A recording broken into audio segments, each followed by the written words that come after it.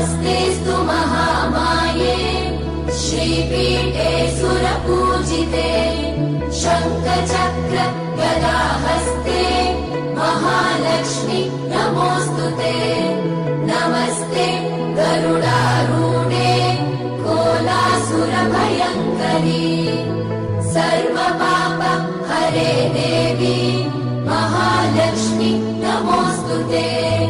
महादेव्यै च विद्महे विष्णुपत्नी च धीमहि तन्नो लक्ष्मी प्रचोदयात्।